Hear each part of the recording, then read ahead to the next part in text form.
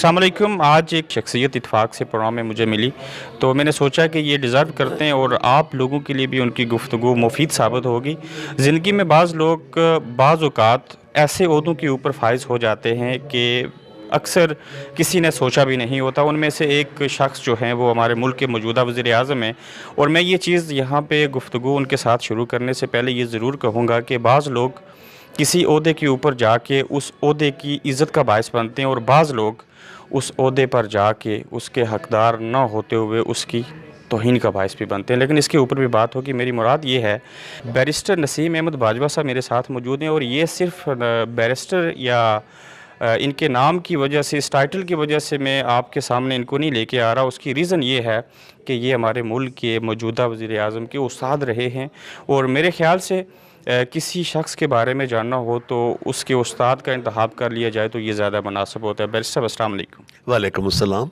कैसे हैं आप? मैं अच्छा हूँ और इस तकरीब में शामिल होके मेरा मोराल और हौसला और बुलंद हो गया है। बुलंद हो गया। बैरिस्टर साहब, आपको मैंने इसलिए चुना, आपकी बातें बड़ी कीमती हैं, आपका तजुर्बा है। आपने कहा कि हमने तो पाकिस्तान को बनते देखा और आज हम पाकिस्तान की मज़ीद तामीर होते हुए फिर देख रहे हैं। कैसा महसूस कर रहे हैं? देखें जी, ये वो वक़्त जब कि हमारे उफ़क़ पे सिर्फ अंधेरा था, उस वक़्त हमें कोई रोशनी की किरण नज़र नहीं आती थी। तो फिर हम जब रुजू करते थे अल्लाह के कलाम की तरफ, तो वहाँ लिखा था कि ला तक़नतू मिन रहमतिल्लाह, कि आप मुसीबत में भी मुझे याद रखें और मेरी रहमत से मायूस ना हों।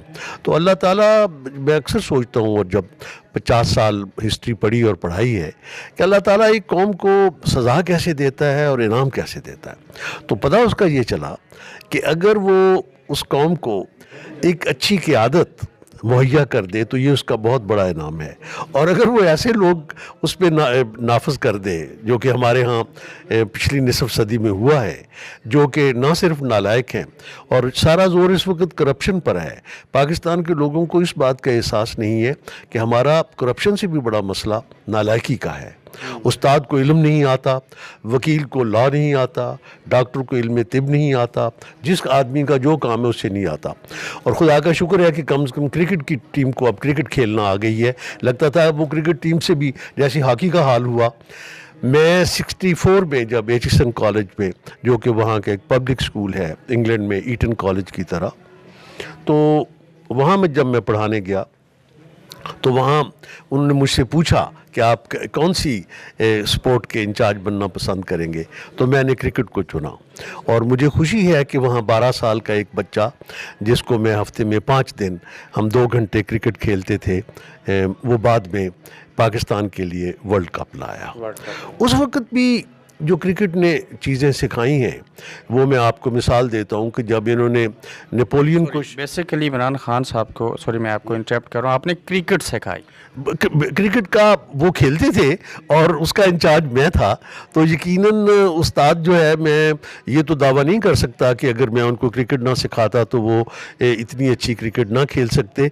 मैं हमेशा अपने बच्चों से मजाक के बाद कहता हूँ कि क्रिकेट के उस्ताद के बावजूद, जो कि अच्छी क्रिकेट नहीं खेलता था, शागिर्द बहुत अच्छी क्रिकेट खेला। हाँ, और खान साहब सीखने में कैसे थे?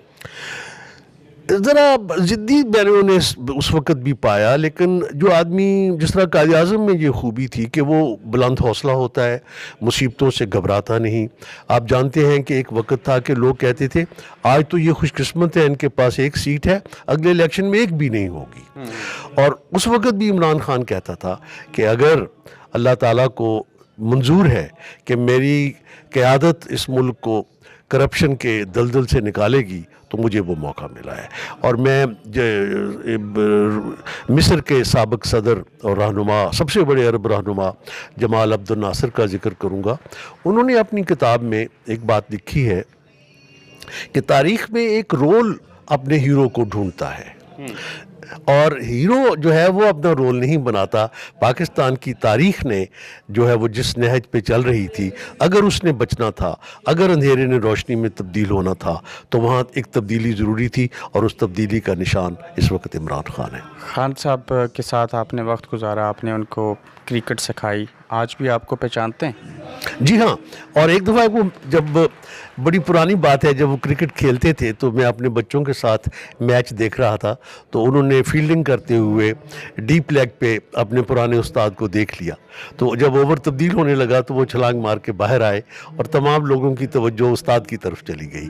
तो मुझे इस बात पे बड़ा फ़ख्र है कि उनको 64, जो कि बड़ी पुरानी बात लगती है, वो वक़्त आज भी याद है। आपको याद है, जो भी एक शख्स होता है उसमें मुस्बत और मनफी दोनों पहलू होते हैं। मैं आपकी ज़ुबानी सुनना चाहूँगा कि इमरान खान साहब की एक अच्छी बात और एक बुरी बात आप बताइए कौन सी है? बुरी बात जो है वो मुझे इस वक्त कहने में बड़ा तामुल लगता है, चूँकि वो एक ऐसे घोड़े पे सवार हुए हैं, वो इससे पहले कभी वज़ीर आज़म नहीं रहे, और जिस वज़ीर आज़म की जगह उन्होंने ली है वो लगता था पैदाइश से वज़ीर आज़म ही पहले वज़ीर आला थे। फिर अब उनको बड़ा अजीब लगता है, वो कहते हैं हुकूमत तो हमारा हक़ है और जब हम चले जाएंगे हमारे बच्चों का हक़ है। आज पाकिस्तान को वो वज़ीर आज़म मिला है जो पहले भी कभी नहीं रहा और अपने बच्चों को मौरूसी भी वो ओहदा नहीं देना चाहता। ये हमारा जमहूरी हक़ है कि हम जिस आदमी को पसंद करें। पाकिस्तान के लोगों ने उन पे एतमाद किया है, उनको मौका दिया है, और हमें उम्मीद है कि तमाम मुश्किलात के बावजूद अगले चंद सालों में उनको वही कामयाबी मिलेगी जो पख्तूनख्वा में मिली। और वहाँ उनकी सीटें, पख्तूनख्वा की रवायत ये है कि जिसकी भी हुकूमत हो वो अगला इलेक्शन हारता है। इमरान खान इस लिहाज से खुश नसीब है कि तहरीक इंसाफ की सीटें डबल हो गई। अच्छा बैर साहब, ये बताएं कि खान साहब को सबसे पहले 3 बातें कौन सी करनी चाहिए? आपको तजुर्बा क्या कहता है मुल्क की बेहतरी के लिए? मुझे तो ये लगता है कि सबसे ज़्यादा उन्हें डर जो है, मुझे उनके दुश्मनों से नहीं उनके दोस्तों से लगता है कि वो, और मैंने जो भुट्टो साहब का हशर हुआ, मैंने उन्हें 3 बातें लिख के भेजी हैं कि भुट्टो साहब के अरूज और आपके अरूज में कई बातें मुश्तरक हैं, उनके ज़वाल से सबक सीखें। सबसे पहले तो ये है कि जब से पार्टी ने इलेक्शन जीता है, तहरीक इंसाफ बतौर सियासी जमात के बिल्कुल पस मंज़र में चली गई है। ये गलती, मोहलक गलती भुट्टो साहब ने भी की। पीपल्स पार्टी उस वक्त तो ज़बरदस्त थी जब वो इक़्तिदार में नहीं आई थी, इक़्तिदार मिला तो पार्टी ख़त्म हो गई, और जब उन पे बुरा वक्त आया तो पार्टी का नामो निशान नहीं था। आज तहरीक इंसाफ बतौर सियासी जमात के पस मंज़र में चली गई है। सबसे पहले ज़रूरत है अपनी जमात को मजबूत करें, यही उनकी क़ुव्वत का राज है। दूसरा ये है कि अपने नादान दोस्तों से, जो कि अक्लमंद दुश्मनों से ज़्यादा नुकसानदेह हो सकते हैं, उनको पहचानें। मैं एक बुज़ुर्ग आदमी हूँ, मेरे लिए अच्छा नहीं लगता कि मैं उनके नाम लूँ। मेरा ख्याल है इमरान साहब उनको मुझसे बेहतर जानते हैं। तीसरा ये है कि पाकिस्तान में लोगों से वो कहते हैं कि मुझे बार बार यू टर्न लेना चाहिए। मैं बसात एहतराम, आज वो मेरी पार्टी के लीडर हैं, मुझे ये कहना चाहिए कि शायद यू टर्न लेना जो है वो, इसका मतलब ये होता है कि आप गलत सड़क पे जा रहे हैं, और जैसे हम ड्राइविंग में करते हैं, यू टर्न की डेफिनेशन बता रहे हैं। यू टर्न हम ड्राइविंग में, वहाँ से लफ्ज़ आया है। जब मुझे पता चलता है कि मैं गलत जा रहा हूँ और आगे ट्रैफिक लाइट पे मैं वापस आ सकता हूँ जहाँ से मुझे पहले जाना चाहिए था। मेरा ख्याल ये है कि पिछले चंद सालों में ज़्यादा ज़ोर एहतजाज पे, धरनों पे रहा। मेरी पार्टी ने होमवर्क नहीं किया। जब वो स्टूडेंट थे तो मैं उन्हें एक ही बात कहता था, इमरान साहब डू योर होमवर्क। आज वो प्राइम मिनिस्टर हैं, मैं उन्हें यही कहूँगा, डू योर होमवर्क। बहुत शुक्रिया आपके टाइम का।